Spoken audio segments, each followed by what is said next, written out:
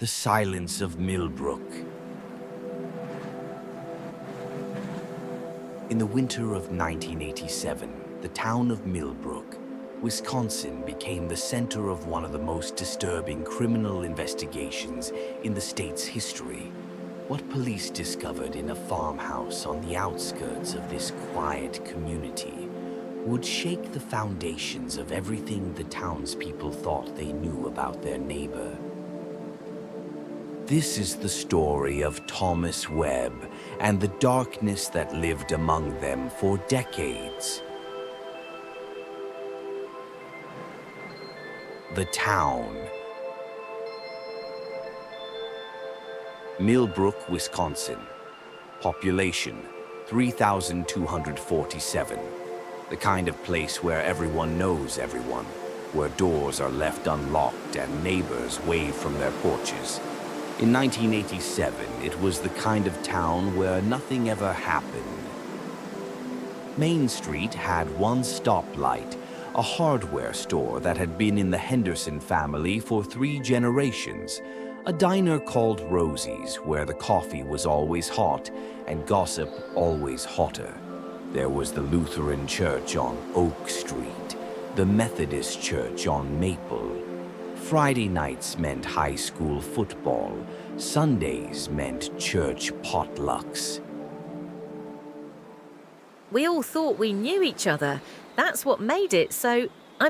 Tom Webb. He was just Tom. Quiet Tom who fixed tractors and kept to himself. He'd been there longer than most of us. Thomas Webb had lived on the old Webb family farm, about 4 miles outside of town, for his entire life.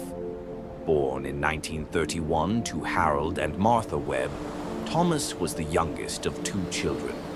His older brother, Daniel, had died in the Korean War in 1952.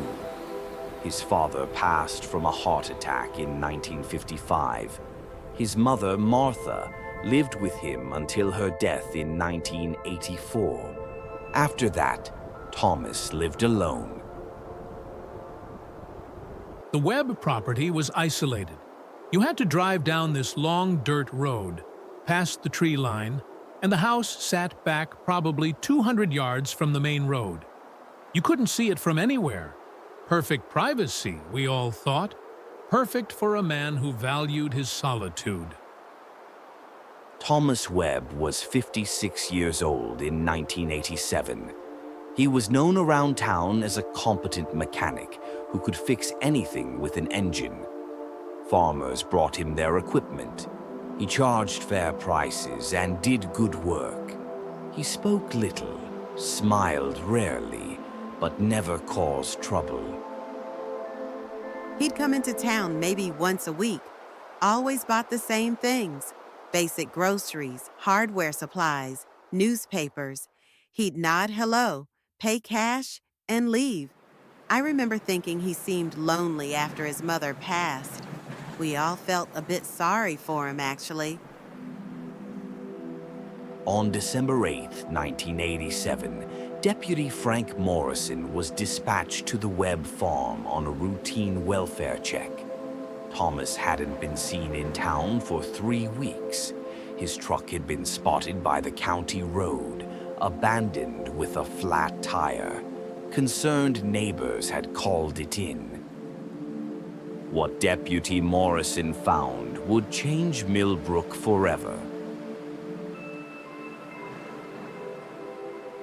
The discovery. It was 2:37 p.m. when Deputy Morrison arrived at the Webb property. The December cold had settled deep into the Wisconsin countryside. Snow had fallen the night before, covering everything in silence. I remember the quiet. No dogs barking, no sounds at all. The house looked dead. Dark windows, no smoke from the chimney, and it had to be 15 degrees out. I knocked, no answer. Called out his name, nothing. Following protocol, Deputy Morrison circled the property. Behind the main house stood a large barn and several outbuildings. The barn door was slightly ajar. I pushed the door open, and the smell hit me first. It wasn't like death exactly, more like chemicals. Formaldehyde, maybe, mixed with something else, something rotten underneath. I pulled my flashlight and went inside. What Morrison discovered in that barn would require him to immediately call for backup. Within hours, state police, the Wisconsin Bureau of Investigation, and eventually FBI agents would descend on the quiet farm outside Milbrook. Inside the barn, police found what could only be described as a workshop. But Thomas Webb hadn't been fixing tractors there. The level of organization was extraordinary. Everything was methodical, carefully preserved. He'd created an entire world in there, constructed from death. The barn contained multiple workbenches equipped with tools more suited to taxidermy than mechanics. Knives of various sizes, saws, needles, thread, chemicals for preservation. There were mannequins, furniture, and items of clothing. But the clothing wasn't empty. Police would eventually count 15 separate constructions, items made from human remains, lampshades, chair coverings, masks made to wear over one's own face, a vest made entirely of preserved human skin. I've been in law enforcement for 34 years. I've seen car accidents, farm accidents, domestic situations, homicides. Nothing prepared me for what was in that barn. We had state investigators vomiting outside. Grown men, experienced men, couldn't handle it. In the house itself, police found evidence of something equally disturbing. Entire rooms sealed off and preserved exactly as they'd been when Martha Webb was alive. Her bedroom undisturbed, her clothes still in the closet, her reading glasses on the nightstand, the kitchen table still set for two. And upstairs, in what had once been Thomas's childhood bedroom, they found the diaries. Webb had been keeping detailed journals since he was a teenager, hundreds of pages documenting his thoughts, his fantasies, and eventually his actions. The early entries were the key to understanding how this happened. The making of a killer. Thomas Webb's journals painted a picture of a deeply troubled individual shaped by isolation, obsession, and untreated mental illness. Born in 1931 during the Great Depression, Thomas grew up on a farm that barely sustained his family. His father, Harold, was described in the journals as hard and distant, but it was his mother, Martha, who dominated Thomas's psychological landscape. Martha Webb was, by all accounts, extremely religious, controlling, and emotionally volatile. She had very strict ideas about sin, about women, about the body Thomas wrote, about constant criticism, about being told he was weak, sinful, that his natural urges were evil. When Thomas's older brother Daniel died in Korea in 1952, something shifted in the Webb household. Thomas, then 21, became the sole focus of his mother's attention and control. Journal entry, March 1953. Mother says I am not to think of Eleanor Richardson anymore. Says she's a harlot like all the others. Says she'll corrupt me. She's probably right. Mother is always right. I am weak. I am sinful. Only Mother understands what I am. After his father's death in 1955, Thomas never left his mother's side. He never married, never dated, never formed close friendships. He and Martha lived together in increasing isolation for nearly 30 years. The journals document Thomas's growing fascination with death, with preservation, with the female form. He read anatomy textbooks, studied taxidermy, became obsessed with the idea of permanence. He developed what we'd now recognize as severe psychological disorders, elements of necrophilia, psychosis, an inability to process grief or loss in healthy ways. But in the 1950s and 60s in rural Wisconsin, mental health resources were virtually non-existent. No one intervened. Martha Webb died on October 12, 1984. Thomas was 53 years old. According to the journals, he was devastated. Journal entry, October 14, 1984. Mother is gone. The house is too quiet, too empty. I sealed her room. Can't go in there. Can't see it empty. Everything must stay the same. Everything must be preserved. This is when investigators believe Thomas Webb's fantasies became actions. Between 1984 and 1987, 9 women disappeared from the rural areas surrounding Milbrook. At the time, no one connected them. They were from different towns, different backgrounds. Some were drifters, some were local residents. The cases went cold. We checked his journals against missing persons reports. The dates lined up. He described them, their appearances, where he saw them, how he approached them. He offered rides, offered help with their cars. They trusted him because he looked harmless, because he was local. Thomas Webb preyed on vulnerable women traveling alone on rural highways. He brought them to his property, and there, in his barn, he fulfilled the twisted obsessions that had been growing for decades. He didn't see them as people. He saw them as materials, components.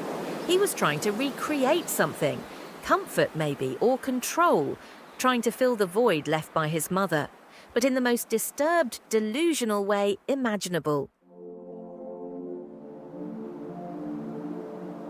The aftermath.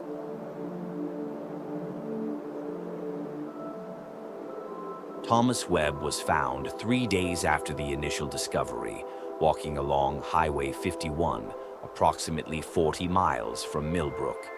He was disoriented, hypothermic, and appeared to be in a state of complete psychological breakdown. He was arrested without incident. He didn't resist, didn't say anything, just stared. Even in the car on the way to the station, he never spoke, like he wasn't really there anymore. The trial of Thomas Webb became a media sensation. Reporters descended on Milbrook from across the country. The town's name became synonymous with horror. We couldn't escape it. Every news station, every paper, they called us the town that didn't see. Like it was our fault. Like we should have known. But how could we have known? During the trial, Thomas Webb's defense team argued severe mental illness. The prosecution sought the death penalty. The trial lasted 6 weeks. The jury deliberated for 14 hours. On August 3rd, 1988, Thomas Webb was found guilty on 9 counts of first-degree murder. Due to his mental state, he was sentenced to life in prison without possibility of parole at the Mendota Mental Health Institute's maximum security unit. I've sentenced many criminals in my career, but Thomas Webb, looking at him, you saw nothing. No remorse, no recognition of what he'd done. He'd removed himself from reality entirely. In a way, justice felt hollow. You can't punish someone who's already living in their own hell. The victims were identified and returned to their families. 9 women ranging in age from 19 to 43. Jennifer Martinez, 23. From Madison Susan Carlson, 31. From Eau Claire Patricia, Trish O'Connor, 19. From Minneapolis. Linda Richardson, 38. From Green Bay Kathleen Mueller, 29. From Lake Cross Rebecca Hayes, 43. From Rockford, Illinois. Diane Chen, 26. From Milwaukee. Angela Rossetti, 34. From Chicago. Mary Beth Kowalski, 31. From Duluth, Minnesota. Each left behind families. Each had lives cut short by Thomas Webb's depravity. Thomas Webb died in prison in 2003 at the age of 72 from natural causes. He never spoke about his crimes. He never explained himself beyond what was found in his journals. The town today. Today, Milbrook, Wisconsin is trying to move beyond its darkest chapter. The Webb farm was demolished in 1989. The property remains empty, slowly being reclaimed by nature. For years, we couldn't talk about it. People moved away. The town almost died. But eventually, we realized we couldn't let what he did destroy us too. We remember the victims. We support each other. That's all we can do. The case of Thomas Webb remains one of the most disturbing in American criminal history. It's been studied by criminologists, psychologists, and law enforcement professionals as an example of how severe mental illness, isolation, and untreated trauma can manifest in the most horrific ways. Cases like this teach us about warning signs, about the importance of mental health intervention, about how communities need to look out for isolated individuals. But they also remind us that true evil, or whatever you want to call it, can exist in the most unexpected places. The silence of Millbrook was broken in December 1987. The town will never be the same, but they survive. They remember, and they ensure that the 9 women who lost their lives to Thomas Webb are never forgotten. Final interview. Victim's family member. Jenny was my little sister. She was funny, smart, had her whole life ahead of her. What happened to her? What he did? I'll never understand it. But I want people to remember her as she was, not just as a victim. She was a person. They all were people. That's what he took from us. That's what we can't get back. This has been The Silence of Millbrook. If you enjoyed this video, don't forget to subscribe to our channel so you don't miss any new secrets. Also, click the bell to get notified of new stories. Share your thoughts and your own stories in the comments below. If you or someone you know is experiencing mental health issues, please reach out. The National Alliance on Mental Health hotline is 1-800-950-6264. For the families of violent crime victims, support is available through the National Center for Victims of Crime.